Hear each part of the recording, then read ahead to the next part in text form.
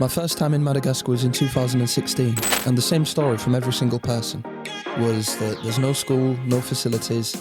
My overall mission was to create this centre for people with disabilities in Nusibi. How are we going to open this centre? So if we did use that money on that, how are we going to run the place?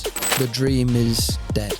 I could not imagine my life without doing this. This was the overriding mission of my life. Okay, this isn't happening, but we're still going to push forward. It's not just back on, it's happening now.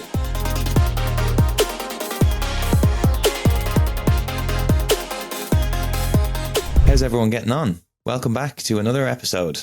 The guest today is a special one, really special guest. His name is Nathan, and I'm going to explain why you should stick around and tune in for this one in a moment. But if you are new entirely and you've not listened to an episode before, let me just quickly explain what we're trying to do here.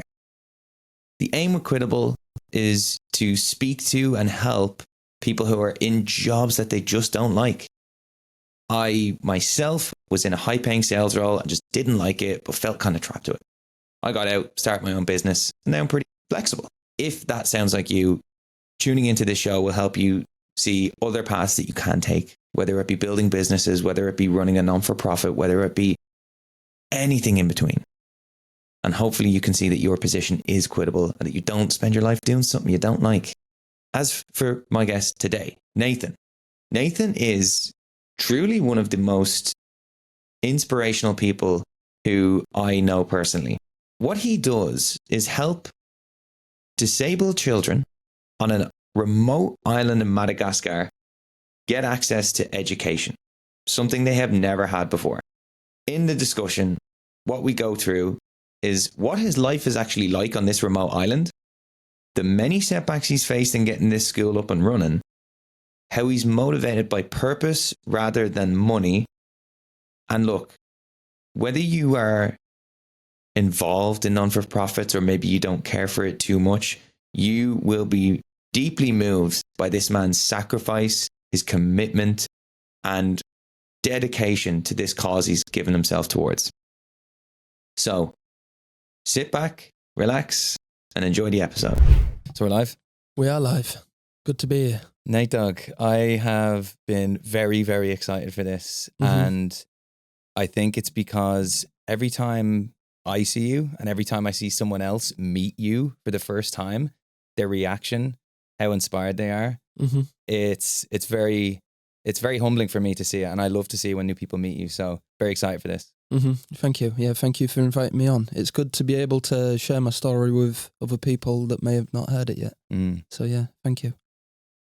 So getting into Madagascar, I, in researching for this, have stumbled upon some funny facts.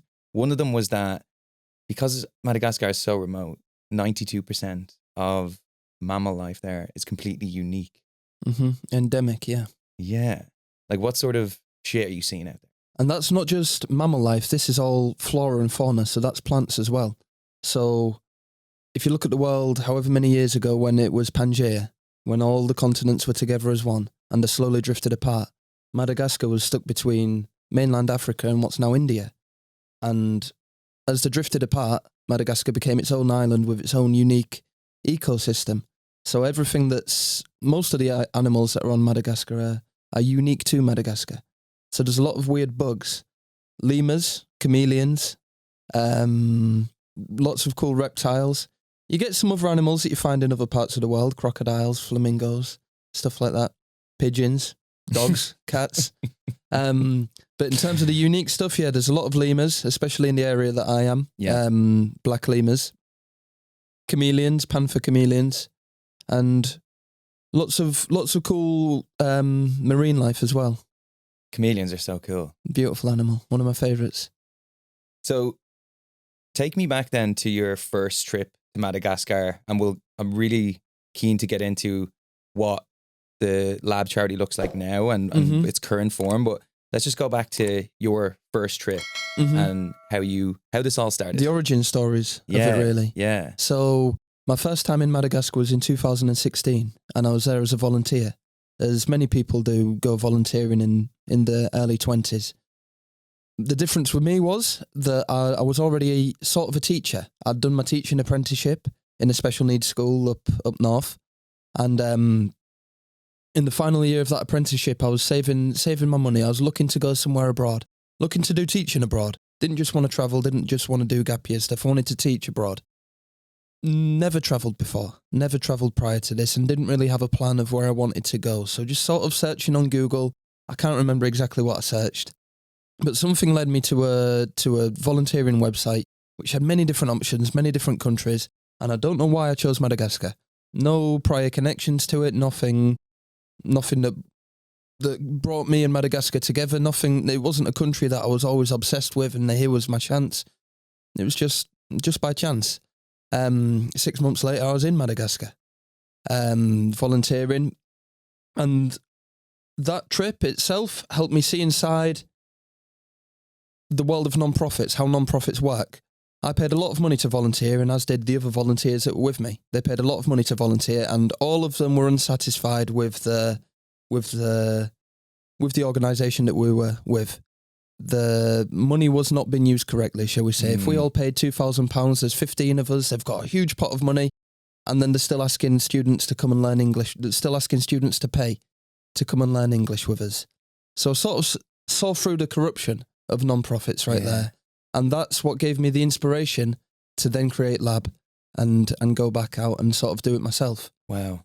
So you went there, saw what you just didn't like about the place, Mm-hmm. and you just felt motivated? Yeah, not so much what I didn't like about the place, but about the organisations that were working there and what their idea of change was. You know, teaching English as a foreign language, Sure. I didn't really see much of a point in that. But then I would be walking around Madagascar and I'd see all these children with disabilities. After a few months, I'm starting to pick up on the languages that we speak, so I speak to the parents. I'm asking, what is life like for people with disabilities here? Just out of interest. You know, this is what I worked in when I was in the UK. What is life like for people with disabilities? Do they go to school? Is there a centre? What is it like for you as parents? And the same story from every single person was that there's no school, no facilities, and because of that, there's no welfare state either. So the parents are forced to look after the child goes nowhere. The parents can't work because they're looking after the child, but they receive no welfare for this. Sure. All of these problems related to the disability really meant that a lot of families with a child with disability were in real poverty. And then with the non-for-profit that you were in, that was specifically just teaching English. It wasn't necessarily to do with disabilities or anything like that? No, nothing to do with disabilities. So, it was teaching English, and some people would do forest conservation, some people would do marine conservation, but it wasn't, it was volunteerism. You know, it was more for us as foreigners going over to Madagascar than it was for the Malagasy people. And that's what I saw straight through. You know, many people would go there for photos for the Insta with the little children and leave, you know, but on the I wanted to look behind that. I wanted to, people on the gap year and voluntourism. You know, it's the name of the industry. You know, it's a huge industry. Okay. But I wanted to look behind that. And by creating Lab, something that would genuinely connect people from the UK or from Europe that have got skills and work in this area already, connecting that with the needs of projects, mainly in Nasibe, Madagascar. So in 2016 then, if I'm not mistaken, that's the year we're at here, and you go to this, you feel like, okay, this isn't right, something's not right here. And then you also have these conversations at the same time. What happens then? Is this something that you then go home and take with you, or is this something you act on then? How does it all unfold from there? So it was like a melting pot, you know, it was all these ingredients in one, and I couldn't quite get the right recipe for what I wanted to cook with it. So it's my first time travelling, my first time going to a country like Madagascar, my first time teaching abroad. All of these things, and then also the corruption of this organisation that I was volunteering with. The skills that I learned whilst volunteering with this organisation, because I almost sort of staged a mutiny with all the other volunteers. You know, I went to the manager of the organisation and said, look, this isn't right. We've all paid a lot of money. We don't see it going anywhere. Now you're asking our students to pay to come and learn with us. You're profiting from both sides. So that was the fire that started, and I just couldn't quite get all the ingredients together. You know, I'm just thinking, well, I want to travel, I want to teach, I want to be able to do my sports, I want to be in these countries. I've seen Madagascar, I've seen that these organisations are working there, and they're not effective. in what they're doing. Yeah. And they're asking money of people to come and learn English. And then they're asking money of people to come and teach English. I'm just saying, like, they're almost being exploited in a way. And seeing like what the needs were educationally from somebody who already has a teacher's background, 3 years experience in teaching already. All of these ingredients in one, and then just one night in my bed, it just sort of came to me. It's like, why not a non-profit organisation? Your own non-profit organisation that you register with other teachers, so it's effectively monitored, and you'll work back in Madagascar and other countries as well eventually, but the main focus on Madagascar, not teaching English necessarily, that might be something on the side, sure. but working to address some of the main issues that relate to poverty and education in Madagascar. So this is 2016 then. This is obviously, 2016 is a long time ago. It is now. Yeah. It is now. So what happens between there and now? We're in 2024. That's 8 years ago. Like, take us through what happened between then and now, and how did we get to where we are now? Yeah, such a long time, but it can now be condensed into just a couple of minutes, Yeah, well. So 2017 is when I actually got the registration for Lab. So when I did the volunteering, it was the end of 2016, the sort of final quarter of 2016.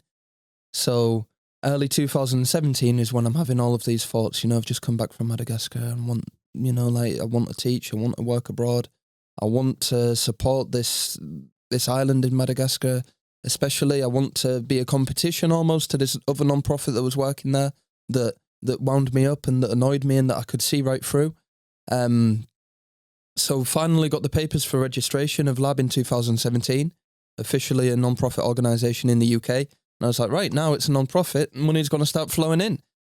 And it didn't. What could possibly go wrong? Of course. My overall mission was to create this centre for people with disabilities in Nussy.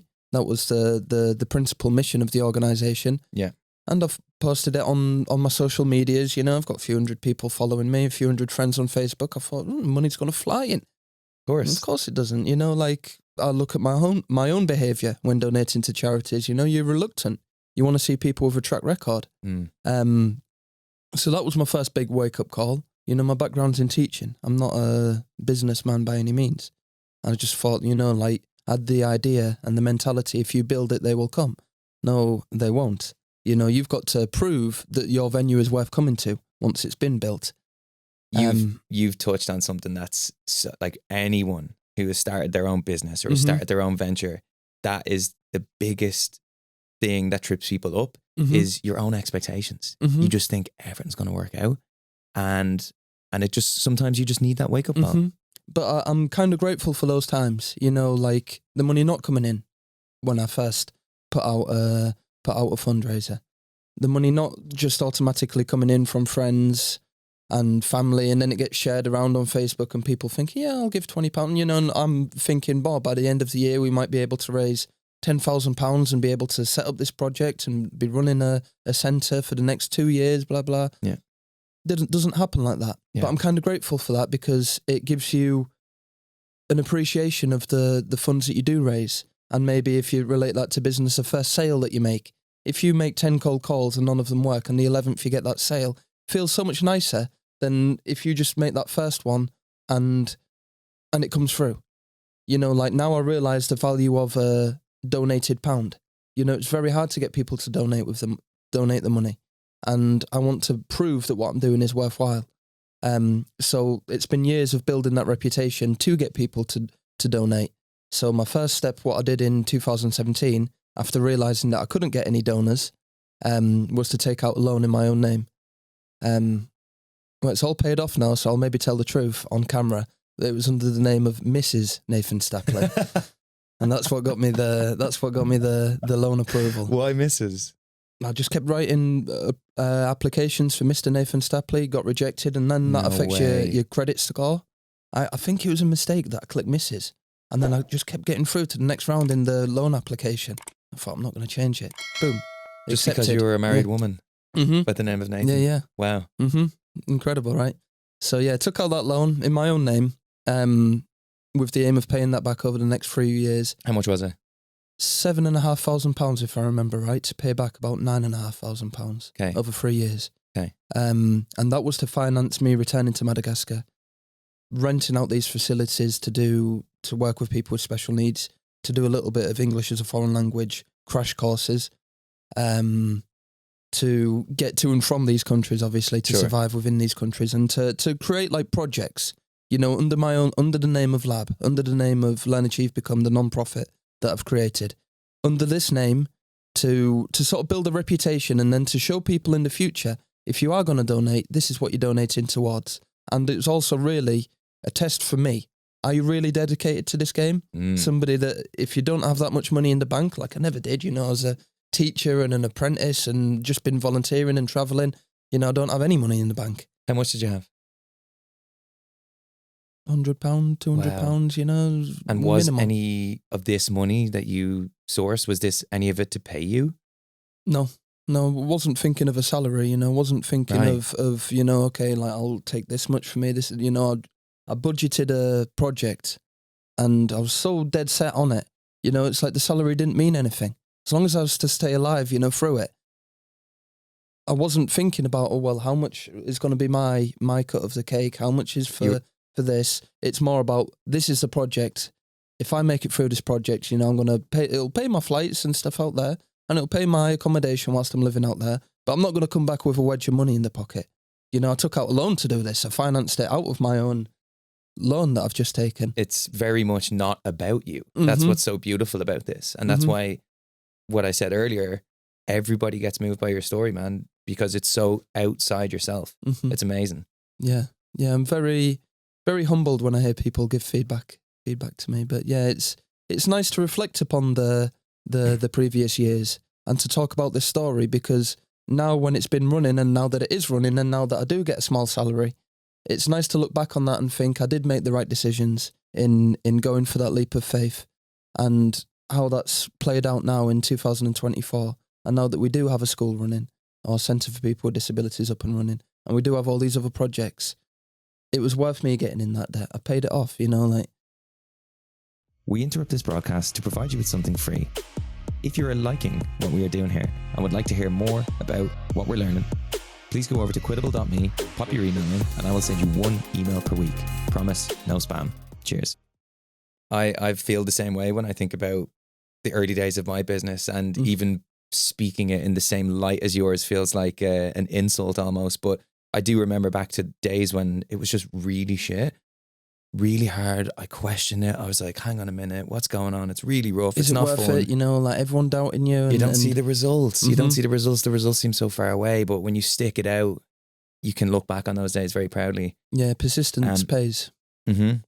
So I know then you had a bit of a gap for a while between around 2018, and then things got stalled a bit, and then COVID obviously happens and puts another spanner in the works. Like, bring us up to speed around after COVID, and what starts happening around then, and where are you at that point? Yeah, so around 2018, I was back in Madagascar for brief periods of time, and I really sort of made the idea then in Madagascar, built a team of teachers, built a team of staff, met a lot of children with disabilities, and we really decided our mission for all of us, our overriding mission, we're going to create the first centre, not so much a school, it can be for adults as well, but centre for education, work skills and training for people with disabilities in Nusibi in Madagascar. That's our overriding mission. With that, I'd got a little bit of experience from the previous 2 projects that I financed myself, with this loan. So we could get some donations. Not too many though. Right now I'm financing an idea. I'm saying, people, you give us money, this is what we're going to do. Again, this is another lesson I learned. That's, it's a lot harder to get finance for an idea than it is to keep something up and running. Yes. Like to get that money for the idea, you've got to have people believe in you.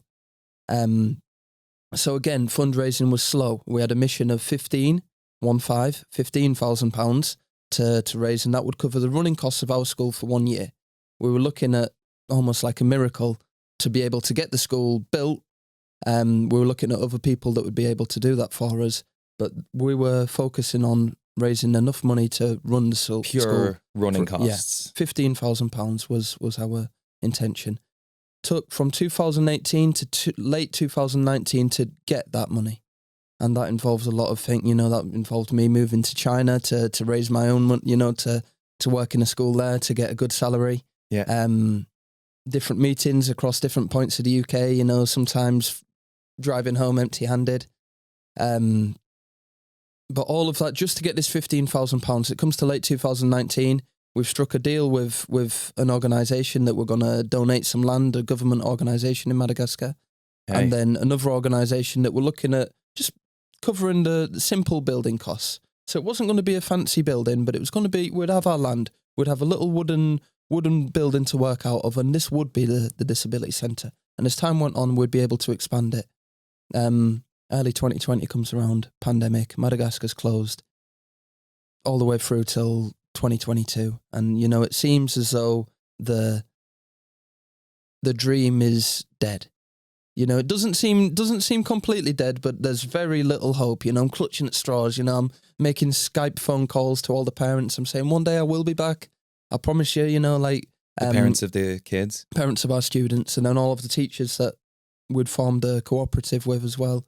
You know, I'd speak to them regularly and say, okay, we're going to do like a visit today to different families, you know, if you wouldn't mind doing that.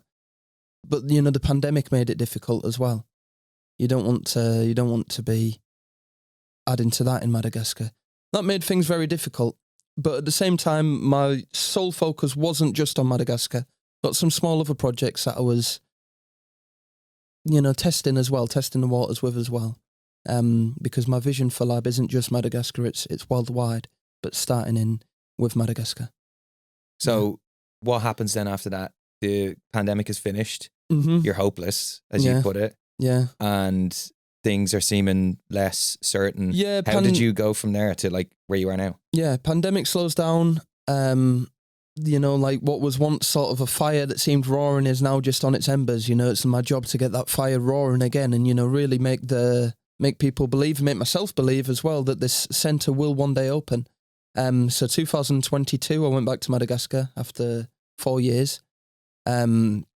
People were shocked to see me. You know, it's like a rumour that I was back on this island of Nussy Bay. Because it's a small island, right? They'd all know you. Well, Madagascar itself is huge, bigger than the UK, but the island that I work on is called Nussy Bay in the northwest. Very beautiful island, and yeah, about 70,000 people there.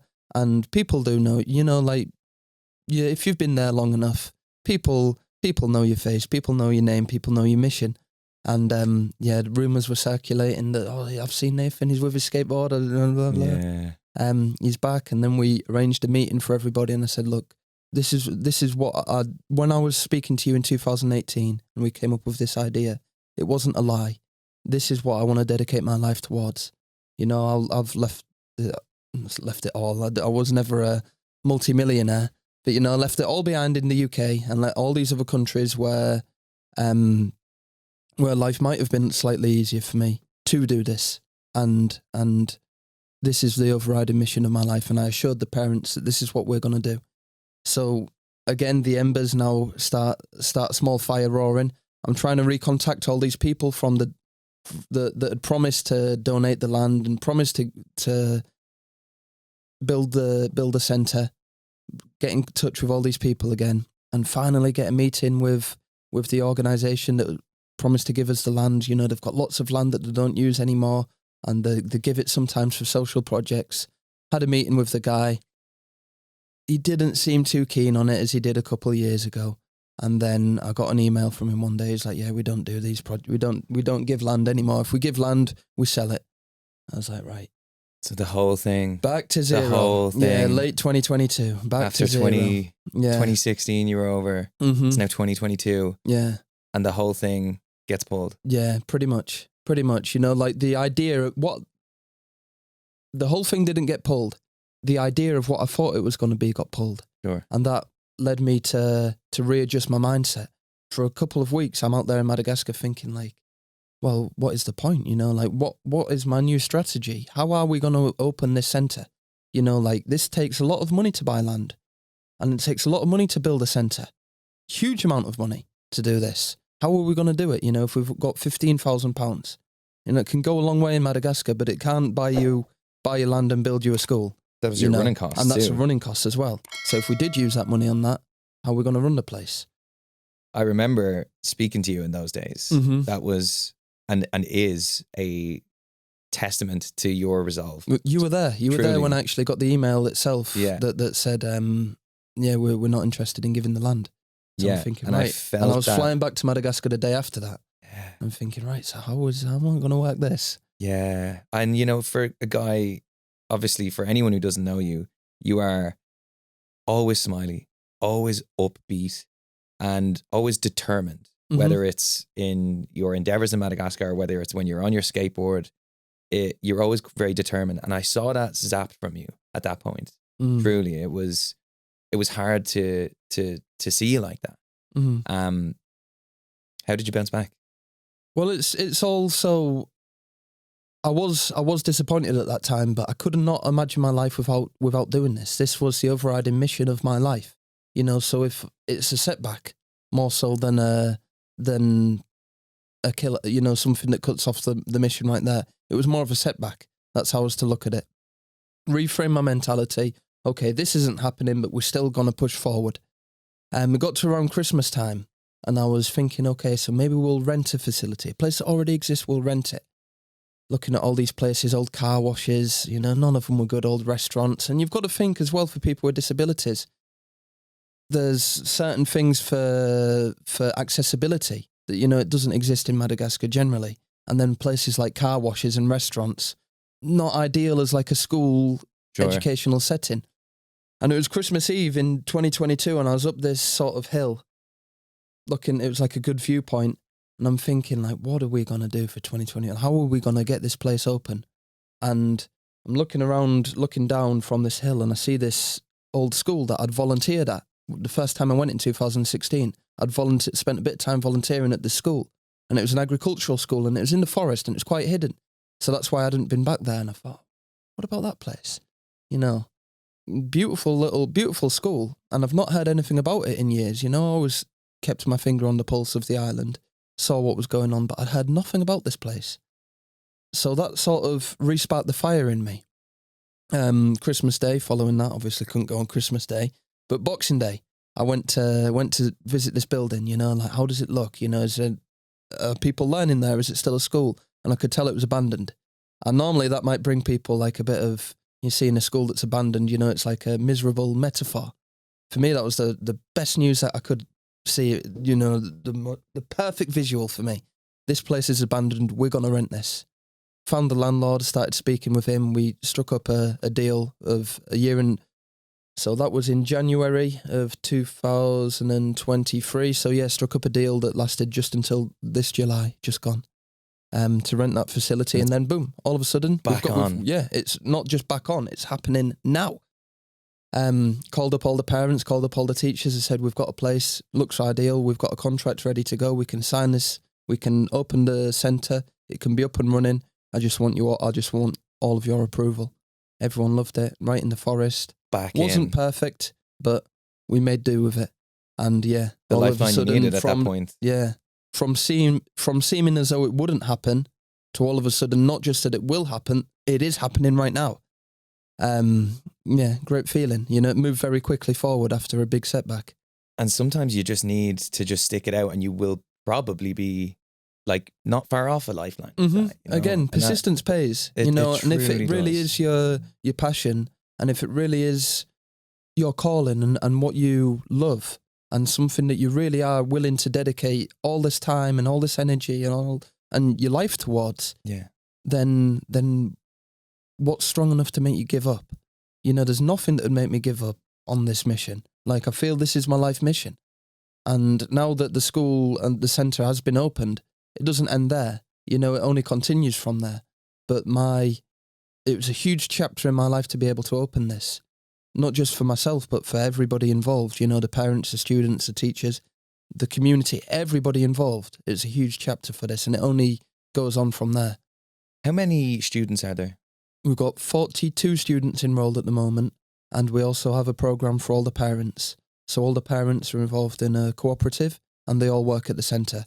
Because we all eat together, we all have our school dinners together, so the parents are involved in cooking with some of the elder students, so it's like it's not your typical school facility. Sure. It's we've sort of rethought of how we were going to run the centre and how we were going to make sure that all parties are involved, from the parents to the students to the teachers and to the community, and that it all works in synergy. Yeah. If I was listening to this, right, and I hadn't been to this place, now, fortunately, I have, and this is where we met all those years ago. But if I wasn't there, it's hard to quite grasp just what your day-to-day looks like and where it is. Could you just maybe describe the setting where that school is? And then I think another thing people might not be considering here is that they don't speak native English in Madagascar. They speak French at best, right? Or some people speak French. Some people speak French, and then everyone speaks Malagasy, right? So like, what's it actually like there for you running this now that it's up to speed and shed some light on like the day by day, what might seem mundane to me now, is alien to someone listening. So just maybe if you could explain that. So the setting of Nosy Be, it's a smallish island. I wouldn't know what to compare it to, but we've got about 21 kilometres from north to south and about 15 from east to west. Tropical, beautiful, very green, waterfalls, white sand beaches, and then a few towns and lots of villages across this island. Obviously in this island they speak a dialect of Malagasy. Malagasy itself as a language has got 18 different dialects. So the dialect of the south is completely different to the north where I am. So the dialect that I've learned is unique to Nosy Be and a region in the north of Madagascar. So a regular day for me at the centre. I want to be one of the first to arrive at the centre, always. Set up for the day, plan what we're going to do. Students would arrive one by one in tuk-tuks. We didn't have a school bus as we started. Thankfully we do now. Tuk-tuks full of students would arrive, sometimes 8, 9, 10 students in a tuk-tuk. Just making do with what we could. 3 or 4 tuk-tuks full of 8, 9, 10 students that all pouring out with parents and stuff, 2 or 3 parents per day. And as all students arrive, I'd say the most important thing that we do at the centre is play, free play. Play teaches so many skills, not just educationally, but socially as well. Turn-taking, sharing, all of these things are learnt through play. And you can really see what a child is about if you just watch them free play. So we have a huge focus on play at the centre, and that's what we do every morning as students are arriving. When the final tuk-tuk arrives, when all the students of the day are there, I say, okay, we've got 10 more minutes of free play, then we'll do an introduction. After the free play, it's the introduction, so I've got a little traditional Malagasy hat, and everyone's lined up, and we're all sat in a line, and I'll ask everyone, how was your day? How was your night last night? How was your weekend? How was your mum? Is everybody okay? Any news? And then I'll go by one individually of each student. How are you? Are you feeling good? Yeah, cool. Today we're going to do this.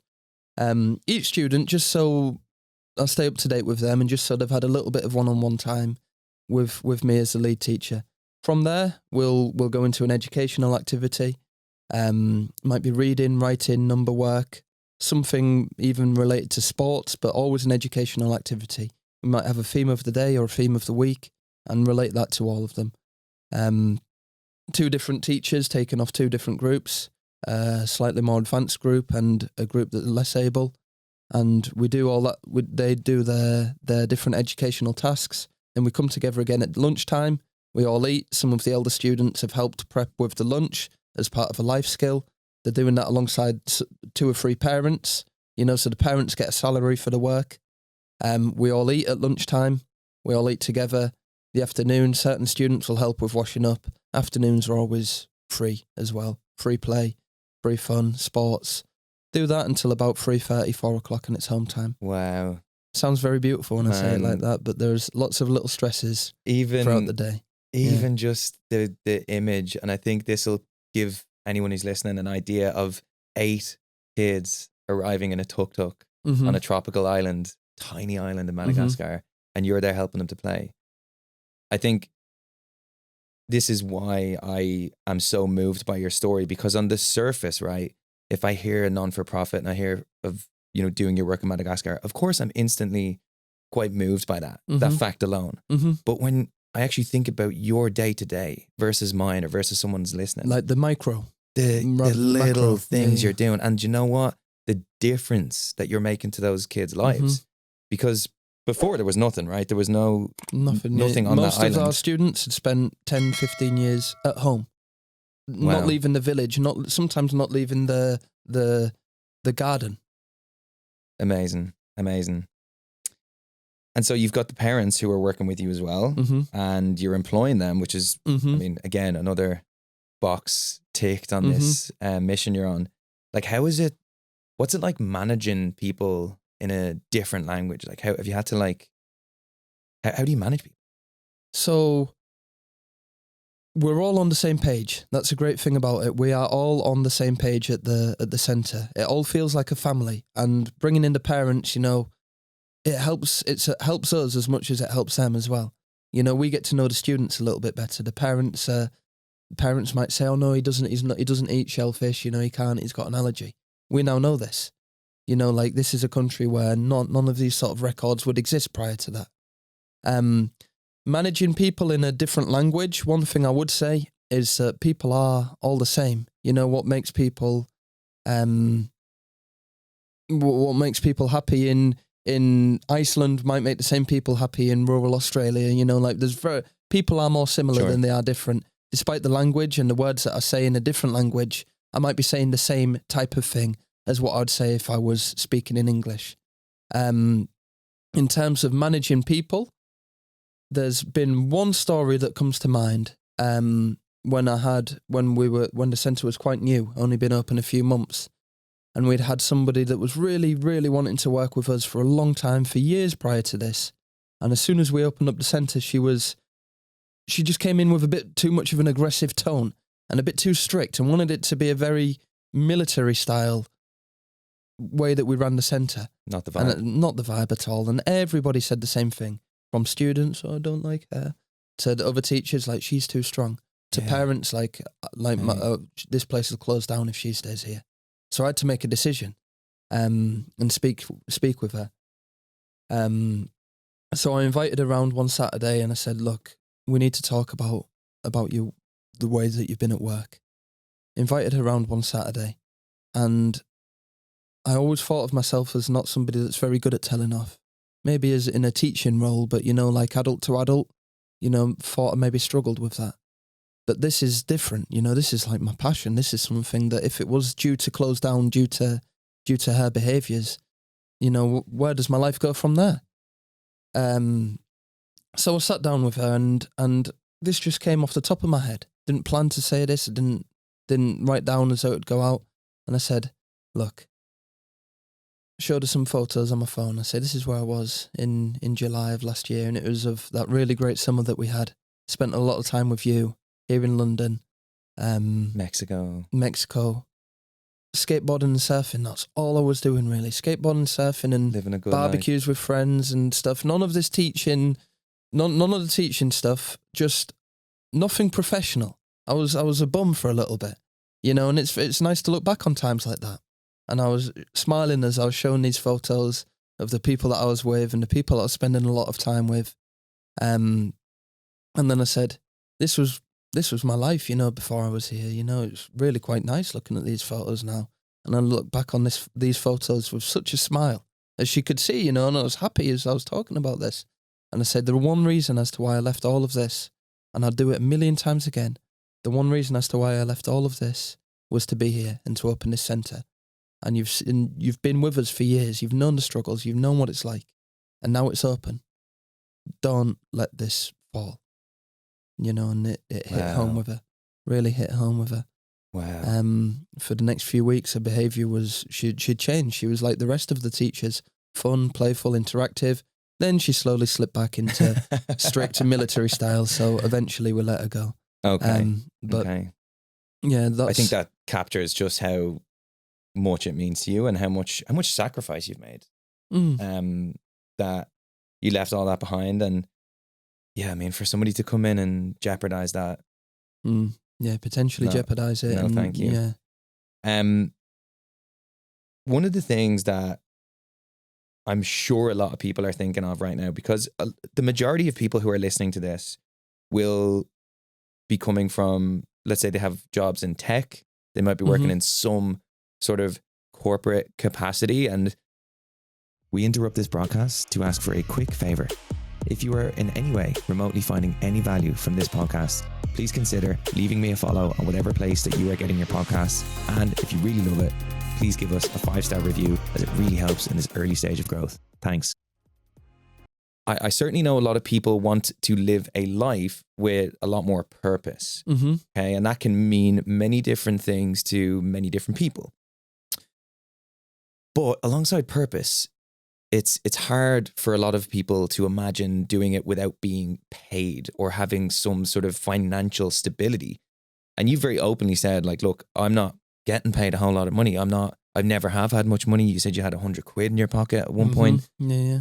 Like, how do you manage the psychological sort of opportunity cost of, let's say, not having a job where you get money? Like, how do you get by knowing that when, I mean, I know how people's minds might jump to. It might be just, well, how would I survive? Well, it sounds nice, but how does he live? Yeah. And stuff. And my first way of thinking is, most people that make all this huge amounts of money, millionaires, billionaires, they want to live the life that I'm living. You know, like, my bank account may show that I'm a poor person, but my day-to-day really is, I'm probably one of the wealthiest people alive, you know, in terms of day-to-day. You know, like, but my bank account wouldn't show that. My bank account wouldn't reflect that. Beautiful. What keeps me going, because obviously it does cross my mind, I'm not completely immune to how the world works. You know, we need a salary, we need funds, we need money to be able to keep ourselves going, not just for now, but to look forward to the future and to give ourselves a chance of prosperity in the future. That's only just started happening for me in the last 18 months, where I've managed to get a salary now from my work at lab. Prior to that, I was always balancing online work and little part-time jobs here and there, just anything to keep the money in for me whilst I can keep lab afloat. But over the last 18 months, I'm very grateful now to be on a salary. Wouldn't keep me here in London, but, you know, I spend most of my life in Madagascar, or between Madagascar and Guatemala, where we've got another project right now. I'm quite a simple person, you know, like, my biggest expense is really skateboards and stuff like that, if we're looking at recurring expenses. I don't have a big need for many different things. What is my overriding passion is the work that I'm doing, and that's all intertwined. I do have a small salary, and as I say, I do think about my future. Would I ever be able to afford a house in the UK? Probably not. Does that bother me? Not so much. You know, like, I look around at many of my friends from the same region that I'm from, and their position is not too different to mine. Financially, it's just our day-to-day lives are worlds apart. And I mean, if you think about the different side of it, where let's say you are financially stable, quote unquote stable, but you're just doing something that eats your soul away. And I loved what you said about being not necessarily financially rich, but inside you're the wealthiest man in the world. And the inverse of that is a scary idea. Yeah, having all the money in the world, but not a shred of satisfaction. None. You know, like, yeah, I can't speak too much from that end, because I've always looked at the world from, you know, I've always been from a different perspective, and I'll always look at the people that are working in, you know, I don't know how an office works, how a 9 to 5 really works on a Monday to Friday basis, and these people that do take home huge sums of money, but, you know, really not got that satisfaction. Lots of people create charities once they've already got rich. You know, they'll sell the companies and then create a foundation and do it in the later years. I've sort of gone the other way.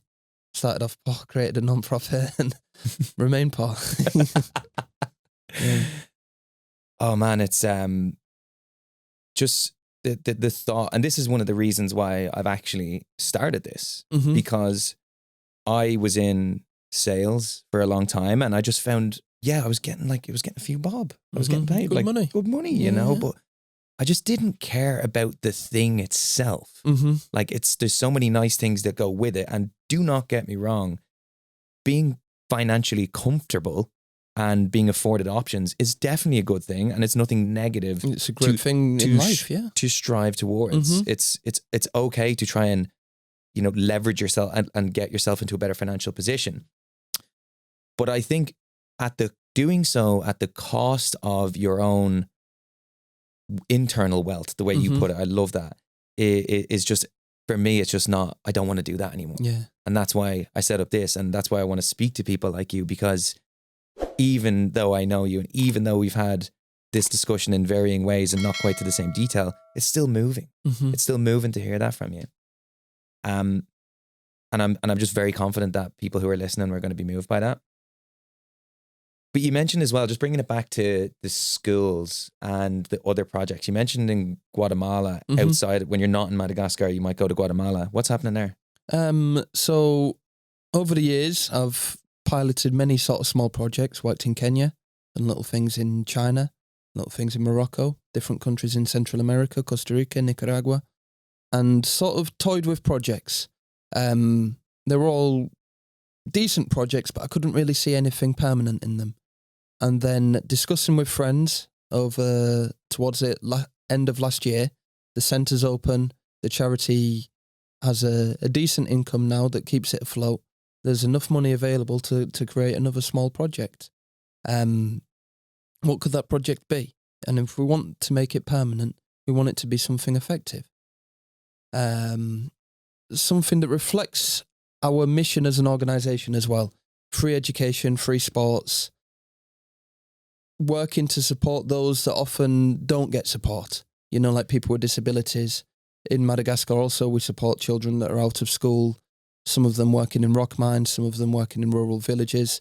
We've got this sort of program that is called Fianaransika in Malagasy, which means our education. And this is working with children that don't go to school. We've got 2 teachers that go to these different communities 2 times a week, fixed times. So it'll be every Tuesday at 2:30, they'll go to this rock mine. All the children there can go and learn for free for 2 hours, 2 times a week. So they get 4 hours of free education per week, just learning to read and write. I wanted to take that model and apply that to another place. I applied that to Guatemala by Lake Atitlan, a town called Santiago. Now, I went there in 2021, and in Santiago, the people weren't speaking Spanish so much. They were speaking this language I couldn't understand a single word of. This language is called Sutuhil, and it's a language of Mayan origin, ancient language that's still spoken across, well, really just in this town that sits on Lake Atitlan in Guatemala. And 2021, I was speaking with these children, saying, what language are you speaking? And it was these children that were selling stuff, fridge magnets and stuff on the road.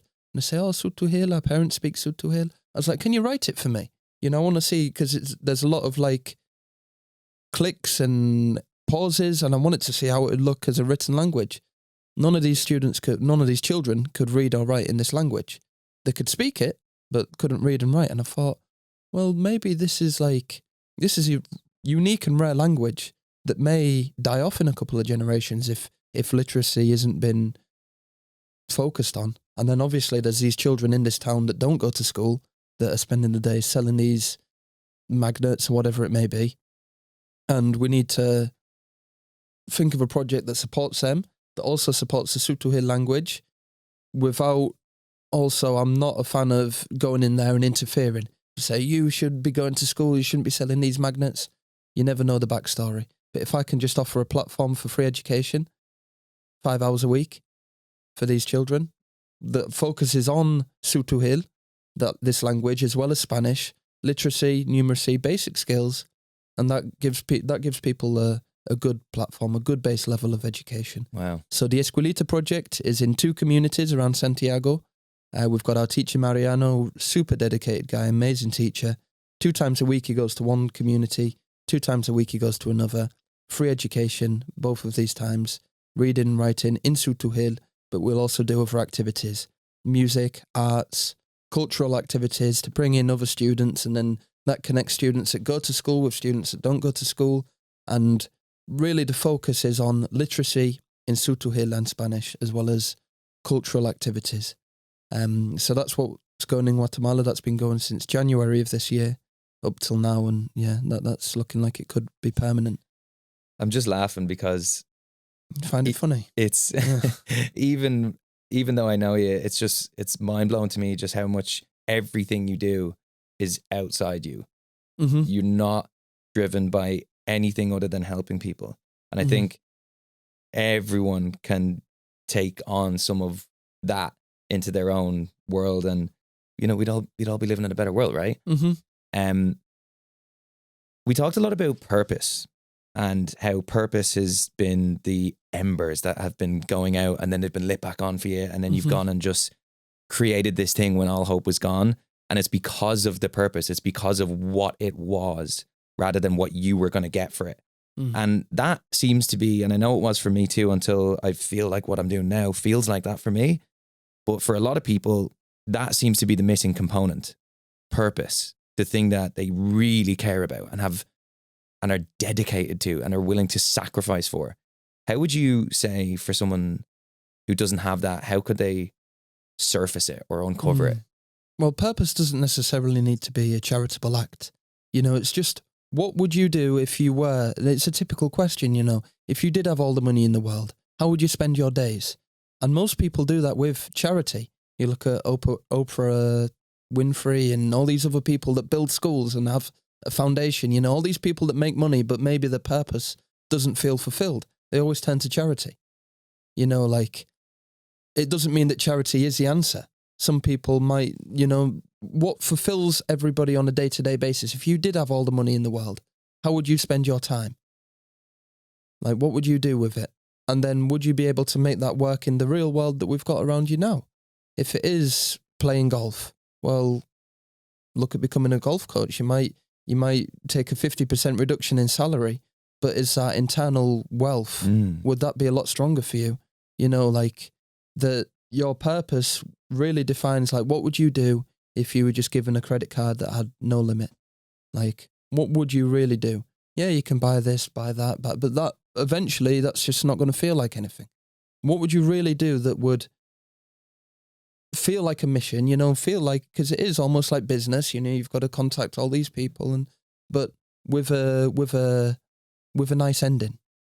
It seems like the theme here is Mhm. when it's something of service in Mhm. some way.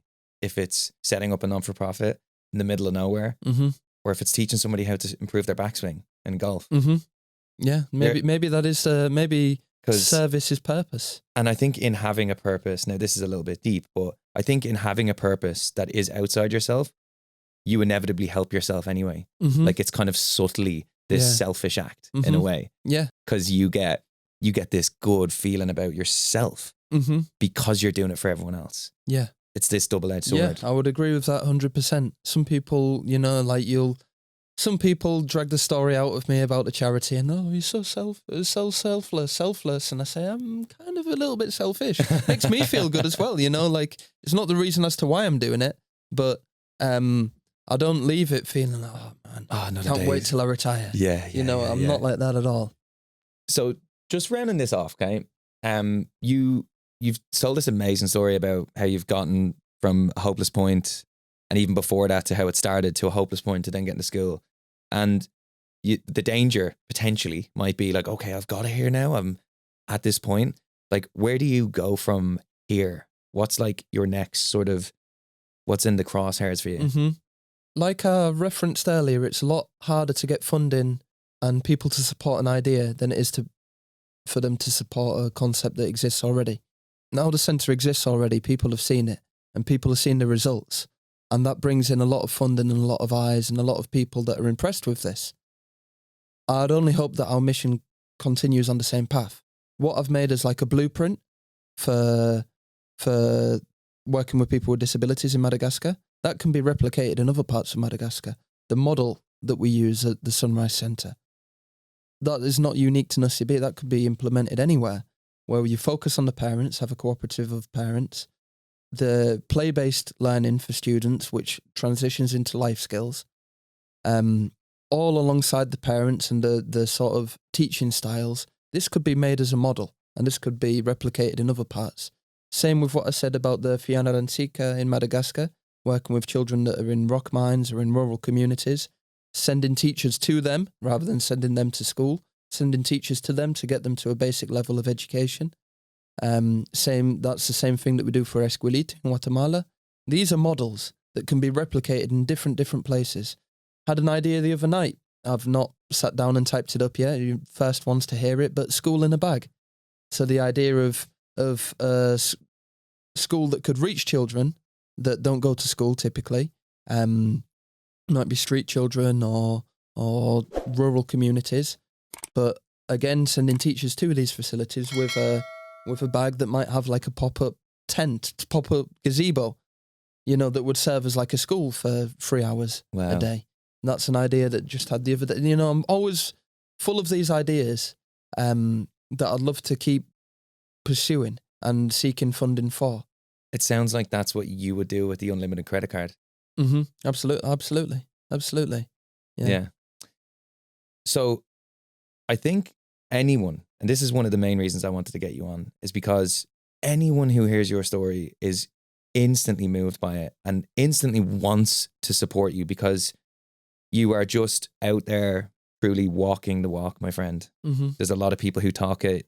I love that word volunteerism. I'd never heard that, but that captures something that isn't quite as definitely well-intentioned, but it's not quite as authentic as what you're doing and quite as littered with sacrifice as what you're doing is. Like, you're truly sacrificing yourself for this cause. And I know a lot of people listening will definitely want to support you in some way, whether it's throwing you a cup of coffee in a donation or even reaching out and connecting with you. Just tell people where they can find you and how they can help support what you're doing. So maybe in the bio or in the description, whatever you're listening to this on, there should be a link to our website for donations. And then also just my email address and WhatsApp number. I'm happy to share that out. If anybody wants to get in touch, if I've said anything that inspires people, think, oh, well, I'd quite like, if it's a teacher, for example, wants to do a pen pal program with our centre in Madagascar, fully open for that. If it's a business that want to work with us, that might need, might want to do a fundraiser for a non-profit, open to that as well. We're not a huge organisation. We're not quite UNICEF. All of these emails, they go to me. We don't have an administration team. It's an so if you do have something specific, I've briefly mentioned the children that work in the rock mines that we do the education for. If you'd like to learn more about that, send me an email. It all goes through me. And we've had it before with connections of ours who've reached out to their work, explain what you do, and you got a $5,000 donation. £5,000. That's a lot of money. £5,000, huge. So if even 2 or 3 people who are listening somehow pull that off, it would make a massive difference. Huge amount, as you say. It's Even at the very least, I just really encourage everyone to go and follow Nate on Instagram, Lab Charity and Lab Nathan. You're doing amazing work, brother. Thank you. I really appreciate you. I get the sense this might not be the last time you come on. Maybe not. Who knows? But I really appreciated this chat, man. Thank you. Yeah, thank you for having me on. It's been a pleasure. It's nice to talk about these things in such a timeline of them. So yeah, thank you for having me on. Sounds good, brother. We interrupt this broadcast to provide you with something free. If you're liking what we are doing here and would like to hear more about what we're learning, please go over to quittable.me, pop your email in, and I will send you 1 email per week. Promise, no spam. Cheers.